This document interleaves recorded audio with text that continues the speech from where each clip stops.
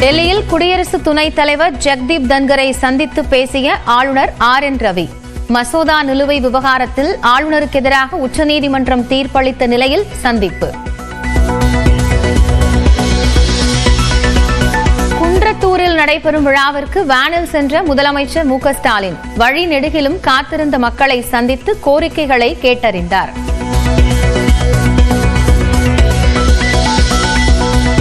தமிழ்நாட்டிலேயே முதன்முறையாக சென்னையில் ஏசி புறநகர் ரயில் சேவை தொடக்கம். கடற்கரை செங்கல்பட்டு கடற்கரை தாம்பரம் இடையே நாள்தோறும் 6 முறை இயக்கம்.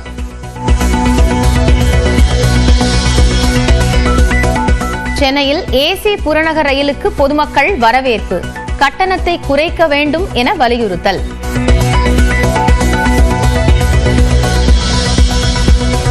மாமல்லபுரம் அருகே பாமக சார்பில் அடுத்த மாதம் நடைபெறும் சித்திரை முழுநிலவு மாநாடு. பொதுமக்களுக்கு பாமக தலைவர் அன்புமணி ராமதாஸ் நேரில் அழைப்பு.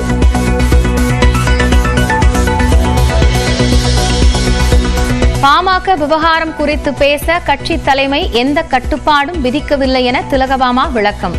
உரிய நேரத்தில் கருத்து தெரிவிப்பதாக உறுதி.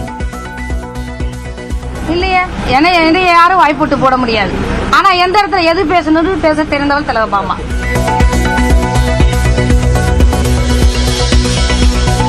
பெண்கள் குறித்து ஆபாசமாக பேசிய விவகாரம். அமைச்சர் பொன்முடிக்கு எதிராக நாளை மறுநாள் பாஜக மகளிர் அணி போராட்டம் அறிவிப்பு.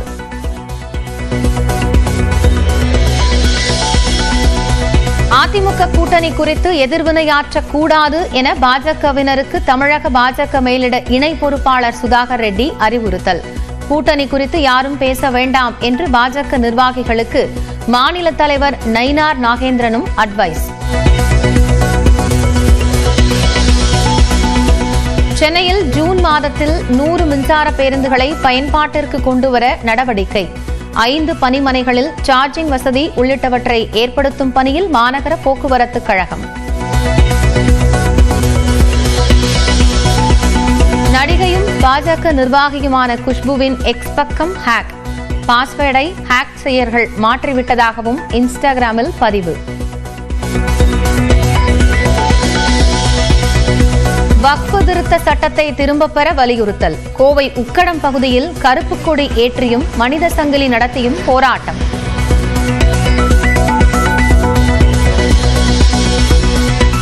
திருவல்லிக்கேணி பார்த்தசாரதி கோயிலில் தேரோட்டம். ஏராளமான பக்தர்கள் பங்கேற்று வழிபாடு.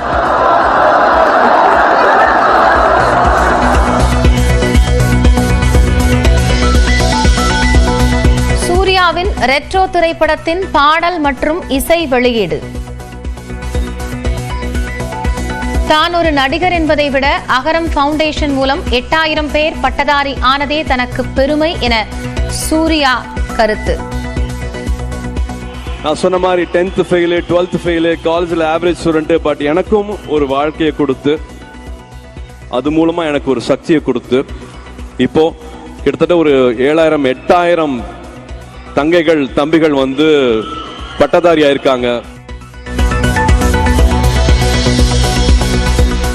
2000 ரூபாய்க்கு அதிகமான கூகுள் பே உள்ளிட்ட UPI பரிவர்த்தனைகளுக்கு GST வரி விதிக்கப்படாது. தவறான தகவல் பரவிய நிலையில் மத்திய நிதி அமைச்சகம் விளக்கம். ஆங்கில மொழி பாட புத்தகங்களுக்கு ஹிந்தியில் பெயர் வைக்கப்பட்ட விவகாரம். இந்திய கலாச்சாரத்தை பிரதிபலிக்கும் விதமாகவே இந்தியில் பெயரிடப்பட்டதாக NCERT விளக்கம். ஆப்கானிஸ்தானில் அமெரிக்க ராணுவம் விட்டுச் சென்ற ஆயுதங்களை பயங்கரவாத குழுக்களுக்கு விற்ற தாலிபான்கள். எதிரி நாடுகளுக்கு எதிராக பயன்படுத்தக்கூடும் என அச்சம். IPL தொடரில் இன்றைய முதல் போட்டியில் குஜராத் டெல்லி அணிகள் மோதல். இரவு 7:30 மணிக்கு தொடங்கும் போட்டியில் ராஜஸ்தான் லக்னோ அணிகள் மோதல். திருப்பூர் மாவட்டம் உடுமலைப்பேட்டை மாரியம்மன் கோயிலில் தேர் திருவிழா வான வேடிக்கையுடன் நிறைவடைந்தது. சித்திரை திருவிழாவை ஒட்டி உடுமலைப்பேட்டை மாரியம்மன் கோயில் தேர் திருவிழா கடந்த 1ஆம் தேதி நோன்புடன் தொடங்கியது. நாள்தோறும் பல்வேறு நிகழ்ச்சிகள் நடைபெற்ற நிலையில் கடந்த வியாழக்கிழமை தேரோட்டம் நடைபெற்றது.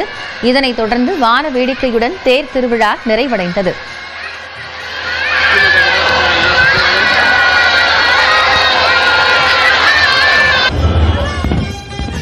இதில் பொள்ளாச்சி, மடத்துக்குளம், கடத்தூர், விளாமரத்துப்பட்டி உள்ளிட்ட கிராமங்களில் இருந்து ஆயிரக்கணக்கான மக்கள் கலந்து கொண்டனர்.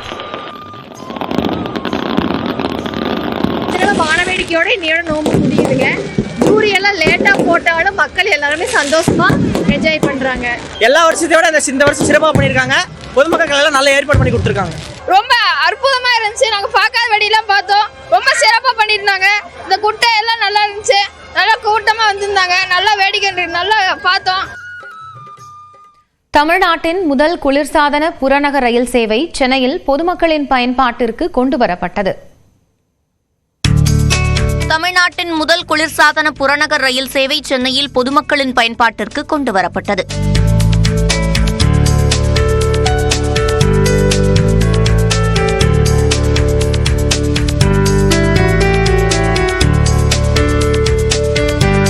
சென்னை ஐசிஎஃப் தொழிற்சாலையில் தயாரிக்கப்பட்ட இந்த ஏசி ரயிலில் மெட்ரோ ரயிலில் இருப்பதைப் போன்று தானியங்கி கதவுகள், சிசிடிவி கேமராக்கள் உள்ளிட்ட அம்சங்கள் இடம்பெற்றுள்ளன. முதற்கட்டமாக 2 ஏசி ரயில்கள் பொதுமக்களின் பயன்பாட்டிற்கு கொண்டுவரப்பட்ட நிலையில் சென்னை கடற்கரை, செங்கல்பட்டு இடையே 2 மார்க்கங்களிலும் நாள்தோறும் மொத்தமாக 6 சேவைகள் இயக்கப்படும் என அறிவிக்கப்பட்டுள்ளது. சென்னை கடற்கரையில் இன்று காலை 7 மணிக்கு ரயில் சேவை தொடங்கிய நிலையில் பொதுமக்கள் உற்சாகத்துடன் பயணித்தனர்.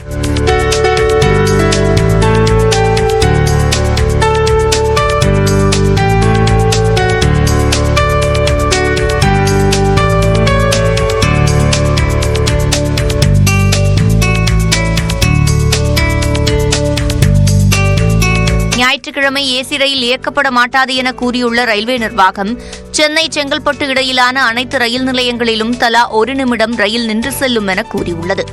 டிக்கெட் கட்டணத்தை பொறுத்தவரை அதிகபட்சமாக சென்னை கடற்கரையிலிருந்து செங்கல்பட்டு வரை 105 ரூபாய் வசூலிக்கப்படுகிறது. குறைந்தபட்சமாக எழும்பூருக்கு 35 ரூபாய் கட்டணமாக செலுத்த வேண்டும். மேலும் சென்னை கடற்கரையிலிருந்து தாம்பரம் வரை 85 ரூபாயும், கிண்டிக்கு 60 ரூபாயும் நிர்ணயிக்கப்பட்டுள்ளது.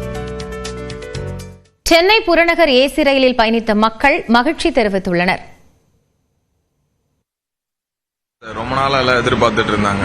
ரொம்ப வருஷம் கழிச்சு வந்து ரொம்ப நல்லா தான் இருக்கு. கண்டிப்பாக யூஸ்ஃபுல்லாக இருக்கும். இன்னும் ஒன்று லிமிட்டடாக வச்சிருக்காங்க. மார்னிங் 1 ஈவினிங் 1ன்ற மாதிரி. ஆஃபீஸ் கோயர்ஸ்க்குலாம் ஈவினிங் வரதுக்கு கொஞ்சம் கஷ்டமாக இருக்கும். இதுலேயும் சீசன் வந்ததுன்னா நல்லா இருக்கும் நினைக்கிறேன். இப்போதைக்கு இங்கேருந்து கிண்டிக்கு 90 ருபீஸ், இங்கேருந்து தாம்பரத்துக்கு 85 ருபீஸ் சார்ஜ் பண்ணுறாங்க.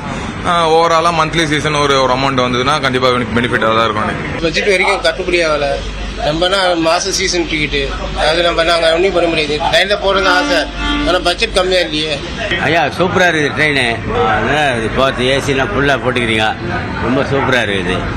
ரேட்டு பரவாயில்ல. ஃபர்ஸ்ட் கிளாஸ் ரேட் மெத்தா இருக்குது. இன்னும் குறைச்சா நல்லா இருக்கும். இதான் ஃபர்ஸ்ட் டைம் ஏசி ட்ரெயின்ல போறது. நல்லா இருக்கு. அஃபோர்டபிள் தான் பிரைஸ். பட் அந்த டிக்கெட் மட்டும் இப்ப நாங்க 4 பேர் டிராவல் பண்றோம்ல, நான் ஒருத்தருக்கு தனித்தனியா டிக்கெட் ஜிபே பண்ணேன். சோ பின்னாடி இருக்கு ஒரே டிக்கெட்டா கொடுக்க மாட்டேங்கிறாங்க. இப்பதான் முதல் டைம் போறோம். எப்படி இருக்க போகுது எனக்கு எக்ஸைட்டடா இருக்கு. ஹாப்பியா இருக்கு. கம்ஃபர்டபுள் தான், ஒன்றும் ப்ராப்ளம் இல்லை.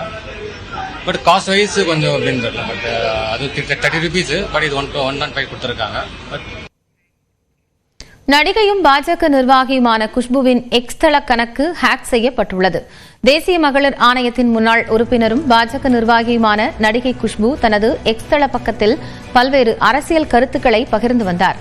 இந்நிலையில் அவரது எக்ஸ் கணக்கு ஹேக் செய்யப்பட்டதாக தன் இன்ஸ்டாகிராம் பக்கத்தில் பதிவிட்டுள்ளார்.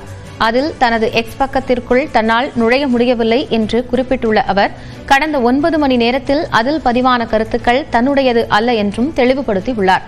மேலும் ஹேக் செய்யப்பட்ட எக்ஸ் பக்கத்தை மீட்கும் முயற்சியில் ஈடுபட்டு வருவதாகவும் குஷ்பு குறிப்பிட்டுள்ளார். அவரது எக்ஸ் பக்கத்தை பிளாக் செயின் நிறுவனம் ஒன்று ஹேக் செய்திருப்பது தெரியவந்துள்ளது.